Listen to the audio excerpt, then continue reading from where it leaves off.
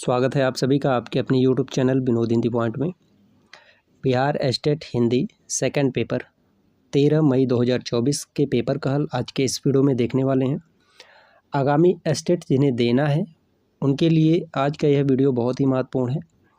किस तरह के प्रश्न सेकंड पेपर में पूछे गए थे, प्रश्नों का स्तर क्या था, तो चलिए शुरू करते हैं आज का ये वीडियो। साहित्य से ज़्यादा प्रश्न पूछे गए थे। पहला प्रश्न पूछा गया था, जबकि प्रत्येक देश का साहित्य वहाँ की जनता की चित्तवृत्ति का संचित प्रतिबिंब होता है, यह कथन किसका है? कई बार ये प्रश्न पूछा गया है। आचार्य रामचंद्र शुक्ल का ये कथन है। डॉक्टर रामकुमार वर्मा ने चारण काल के अंतर्गत किस साहित्य का विवेचन किया? तो चारण काल के अंतर्गत रामकुमार वर्मा ने डिंगल साहित्य का विवेचन किया। सर्वप्रथम हिंदी साहित्य के इतिहास के कालखंडों का दोहरा नामकरण किस इतिहासकार ने किया? दोहरा नामकरण करने वाले हैं आचार्य रामचंद्र शुक्ल। आदिकाल को चारण काल किसने कहा? चारण काल कहने वाले हैं जॉर्ज ग्रियर्सन। संधि काल रामकुमार वर्मा ने कहा है। देखिए ये प्रश्न पूछा गया, आदिकाल को संधि काल किसने अभिहित किया? रामकुमार वर्मा। रीतिकाल को श्रृंगार काल किसने कहा? विश्वनाथ प्रसाद मिश्र। रीतकाल के नामकरण और आदिकाल के नामकरण, इससे संबंधित 6 से 7 प्रश्न पूछे गए हैं 13 तारीख की परीक्षा में और 12 तारीख की भी परीक्षा में नामकरण से संबंधित प्रश्न पूछे गए हैं। हिंदी साहित्य का इनमें से कौन सा नामकरण रीतिकाल के लिए सही नहीं है? तो पूर्व मध्यकाल, यह रीतिकाल के नामकरण के लिए सही नहीं है। संतन को कहाँ सीकरी सो काम, इस पद के रचयिता कौन है? तो ये कुंभन दास की प्रसिद्ध पंक्ति है। अकबर जब कुंभन दास को सीकरी बुलाते हैं तो उसके उपरांत जो है कुंभन दास ये पंक्ति कहते हैं अकबर के लिए। अपभ्रंश को पुरानी हिंदी किसने कहा? चंद्रधर शर्मा गुलेरी ने। हिंदी साहित्य का आलोचनात्मक इतिहास के लेखक कौन है? तो इसके लेखक हैं रामकुमार वर्मा। हिंदी साहित्य का आलोचनात्मक इतिहास। आदिकाल को सिद्ध सामंत काल किसने कहा? राहुल सांकृत्यायन ने। रामचरितमानस में कितने खंड हैं? 7। प्रश्नों का स्तर बहुत कठिन नहीं है, आप देख सकते हैं। रामानंद किस भक्ति धारा के प्रमुख कवि हैं? निर्गुण काव्य धारा। आदिकालीन शिलांकित कृति का नाम क्या है जिसे गद्य पद्य मिश्रित चंपू काव्य की प्राचीनतम हिंदी कृत माना गया है? तो यह राउल बेल है, प्रथम शिलांकित कृत रोड़ा कवि की। गया प्रसाद शुक्ल स्नेही किस युग के कवि हैं? द्विवेदी युग। हिम किरटनी और हिम तरंगिनी काव्य संग्रह किस कवि की रचना है? माखनलाल चतुर्वेदी की रचना है। नारी तुम केवल श्रद्धा हो विश्वास रजत नगपग तल में पीयूष स्रोत सी बहा करो जीवन के सुंदर समतल में, किस काव्य संग्रह की ये पंक्तियां हैं? कामायनी की ये पंक्ति है। छायावाद शब्द का प्रयोग 2 अर्थों में समझना चाहिए। एक तो रहस्यवाद के अर्थ में जहां उसका संबंध काव्य वस्तु से होता है, और दूसरा काव्य शैली या पद्धति विशेष के व्यापक अर्थ में। यह कथन किस आलोचक का है? रामचंद्र शुक्ल। तार सप्तक का संपादन किस कवि ने किया? अज्ञे ने।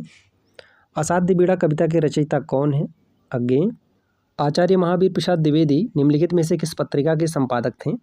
सरस्वती पत्रिका। 1903 से लेकर के 1920 तक इन्होंने सरस्वती पत्रिका का कार्यभार संभाला। अशोक के फूल निबंध के रचनाकार कौन है? हजारी प्रसाद द्विवेदी। अलका जयशंकर प्रसाद के किस नाटक की पात्र है? चंद्रगुप्त नाटक। इनमें प्रवासी कहानीकार कौन है? तेजेंद्र शर्मा।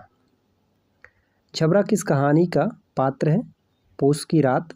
झबरा जो है कुत्ता है, पूस की रात प्रेमचंद की कहानी है और इसका जो प्रमुख पात्र है वह हल्कू है। प्रेमचंद की कहानियों की संख्या लगभग कितनी है? 300 कहानियाँ। कथा सम्राट और उपन्यास सम्राट के नाम से जाने जाते हैं। इनमें से किस रेखा चित्र में महादेवी वर्मा मलिन बस्ती के बच्चों की अध्यापिका के रूप में चित्रित हैं? घीसा।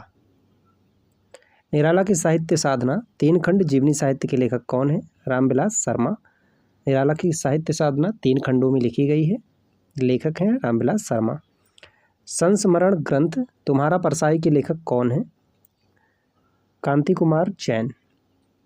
याद हो कि ना याद हो बहुचर्चित संस्मरणात्मक कृति के लेखक कौन है? काशीनाथ सिंह। मुक्तिबोध की जीवनी के कृतिकार कौन है? विष्णुचंद शर्मा। महादेवी वर्मा ने अपने समकालीन साहित्यकारों के संस्मरण किस पुस्तक में लिखे? पथ के साथी। रामधारी सिंह दिनकर की संस्मरण कृति कौन सी है? शेष निशेष। राजा राधिका रमण प्रसाद सिंह की कहानी कौन सी है? कानों में कंगना। मुंशी जी ने क्या बेचकर दरोगा जी का श्राद्ध किया?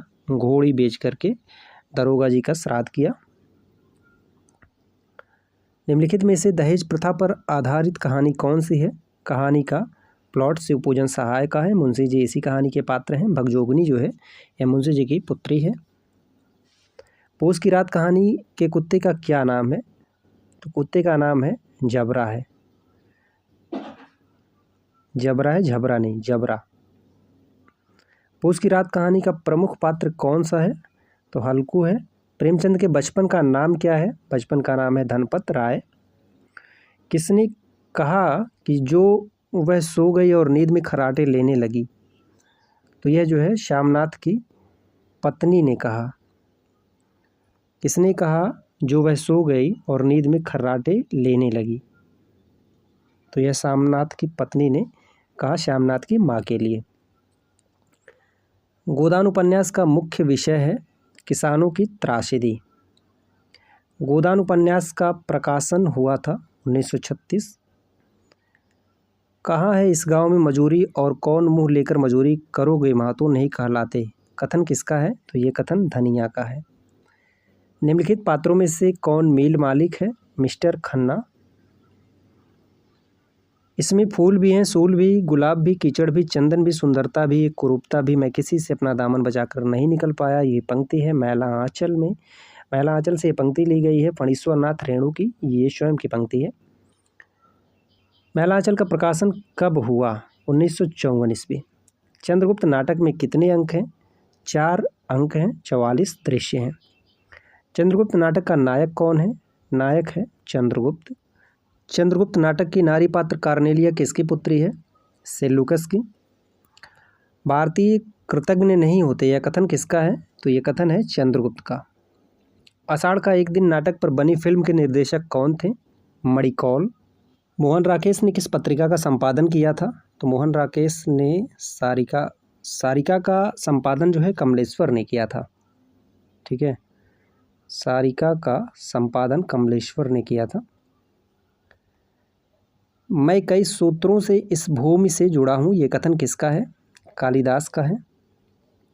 लेखक के अनुसार मानव शरीर में सबसे निचला स्थान किसका है? पेट का। किसकी दुनिया को लेखक ने रंगों की दुनिया, सुगंधों की दुनिया कहा है? गुलाब की दुनिया को। आचरण की सभ्यता के दर्शन से क्या नहीं होता है? तो राग अपना स्वर बदल लेता है। आचरण की सभ्यता के देश को निराला क्या कहा गया है? तो इसमें कहा गया है उनसे न शारीरिक झगड़े हैं, न मानसिक, न आध्यात्मिक, एवं न उनसे विद्रोह, न जंग की कोई नामो निशान। नाखून क्यों बढ़ते हैं के आधार पर बताइए कि कालिदास ने क्या कहा था? कालिदास ने कहा था सब पुराने अच्छे नहीं होते, सब नए खराब ही नहीं होते। रामचंद्र शुक्ल की जी के अनुसार भक्ति क्या है? तो भक्ति श्रद्धा और प्रेम का योग है। दुराचारी भी यदि अपने दुराचार का फल संसार के सामने पूर्ण रूप से भोग लेता है तो समाज के लिए उपयोगी ठहर जाता है। यह कथन किस पाठ से संबद्ध है? श्रद्धा और भक्ति। इनमें से कौन सी विशेषता सूफी काव्यों की नहीं है? ब्रज भाषा। छाड़ कान्ह मोर आचर दे फारत नवसारी, यह पंक्ति किस कवि द्वारा रचित है? विद्यापति की ये पंक्ति है। जयशंकर प्रसाद किस युग के कवि हैं? छायावाद। प्राण हरण करते त्राण की रेखांकित शब्द का अर्थ बताएं? रक्षा करने वाला। वन गमन के समय श्री राम ने किस नदी को पार करने में केवट की सहायता ली थी? गंगा नदी। 8 कमल दल चरखा डोले, 5 तत्व गुण 3 चदरिया। प्रस्तुत पंक्ति में कबीर 3 तत्वों की चर्चा कर रहे हैं। वह 3 तत्व हैं सत्व, रज और तम। सूरदास की गोपियों की विशेषता नहीं है निगुड़ोपासक। किस रस को रसराज की संज्ञा दी गई है? श्रृंगार रस। रस सूत्र में संयोग का अर्थ भोज्य भोजक संबद्ध किस आचार्य ने माना है? भट्टनायक। जहाँ किसी वस्तु का लोक सीमा से बढ़कर वर्णन किया जाए कि वह असंभव की सीमा तक पहुँच जाए, वहाँ अलंकार होता है। अतियुक्ति, तो यहाँ अतियुक्ति नहीं अतिशयोक्ति होगा। ठीक है, किसी वस्तु का लोक सीमा कर बढ़ा चढ़ाकर वर्णन किया जाए तो वह यहाँ अतिशयोक्ति होगा। विकल्प ही गलत है। चित्र तुरंग ज्ञान की अवधारणा का उपयोग किस आचार्य ने रस निष्पत्ति की व्याख्या में किया? आचार्य शंकुक। सात्विक अनुभावों की संख्या कितनी मानी है? 8। रस को व्यंजना व्यापार किसने कहा? अभिनव गुप्त ने। कंकन किंगनी नुपुर धुनि सुनी, कहत लखन सन राम हृदय गुनी, मानहु मदन दुभंबी दीना, मनसा विजय विजय कह कीनी। इस पंक्ति में कौन सा छंद है? तो इसमें चौपाई है। संयुक्त सर्वनाम की अवधारणा किस व्याकरण के द्वारा दी गई? इसमें दी गई है डॉक्टर दीमसित। उपसर्ग शब्द का वैकल्पिक नाम क्या है? पूर्व प्रत्यय। अधिकार शब्द में कौन सा उपसर्ग है? अधि उपसर्ग है। पंडिताई में कौन सा प्रत्यय है? तो पंडिताई शब्द में आई प्रत्यय है। जिस समास में समस्त पद अथवा उनका समाहार प्रधान रहता है तो उसे क्या कहते हैं? द्वंद्व समास कहते हैं। निम्नलिखित में से कर्म तत्पुरुष समास का उदाहरण कौन सा है? स्वर्ग प्राप्त, स्वर्ग को प्राप्त। कविवचन सुधा के संपादक कौन थे? भारतेंदु हरिश्चंद्र। कानपुर से छपने वाली पत्रिका को आज़ादी की लड़ाई का मुखपत्र कहा जाता? प्रताप पत्रिका। आचार्य शिवपूजन सहाय और सूर्यकांत त्रिपाठी निराला किस पत्र से जुड़े थे? मतवाला। खींचो न कमानों को, न तलवार निकालो, तोप मुकाबिल हो तो अखबार निकालो, किसने कहा? अकबर इलाहाबादी। कहानी विधा को समर्पित सारिका पत्रिका के संपादक कौन थे? कमलेश्वर। देखिए वही सारिका पत्रिका यहाँ कमलेश्वर को बताया गया है और इससे पहले जो प्रश्न किया गया उसमें मोहन राकेश को बताया गया है, तो सही उत्तर इसका कमलेश्वर ही है। रमणिका गुप्ता संपादक थी युद्धरत आम आदमी। तद्भव पत्रिका का प्रकाशन 1999 ईस्वी लखनऊ से किसने किया? अखिलेश ने। के बिड़ला फाउंडेशन द्वारा दिया जाने वाला पुरस्कार कौन सा है? सरस्वती सम्मान। अज्ञे को किस रचना के लिए ज्ञानपीठ पुरस्कार मिला? कितनी नावों में कितनी बार। सुमित्रानंदन पंत को किस रचना के लिए ज्ञानपीठ पुरस्कार मिला था? चिदम्बरा। उदय प्रकाश को किस रचना के लिए साहित्य अकादमी पुरस्कार प्रदान किया गया? मोहनदास। 2022 का भरत भूषण अग्रवाल पुरस्कार किसे प्रदान किया गया? सौम्य मालवीय को। अज्ञे की किस रचना के लिए उन्हें साहित्य अकादमी पुरस्कार से सम्मानित किया गया? आंगन के पारद्वार। राजभाषा अधिनियम कब निर्मित हुआ? 1976 ईस्वी। संविधान की अष्टम अनुसूची में कितनी भाषाएं शामिल हैं? 22 भाषाएं। किस वर्ष में सिंधी भाषा को संविधान के 8वीं अनुसूची में सम्मिलित की गई? 1967। हिंदी को किस भाषा का दर्जा प्राप्त है? राजभाषा। अरुणाचल प्रदेश की राजभाषा क्या है? अंग्रेजी। निम्नलिखित में से कौन सी भाषा त्रिपुरा की सबसे व्यापक रूप से बोली जाने वाली भाषा है? बंगाली। डोगरी भाषा किस राज्य में बोली जाती है? जम्मू कश्मीर। ये थे 13 मई 2024 के पेपर का संपूर्ण हल, Bihar state Hindi second paper. जिन्हें आगामी स्टेट देना है उनके लिए आज का यह वीडियो बहुत ही महत्वपूर्ण है। वीडियो से संबंधित आपका कोई सुझाव हो तो आप कमेंट करके ज़रूर बताएं और चैनल पर नए हैं तो चैनल को ज़रूर सब्सक्राइब करें। मिलते हैं अगले वीडियो में कुछ नए तथ्यों के साथ, तब तक के लिए नमस्कार।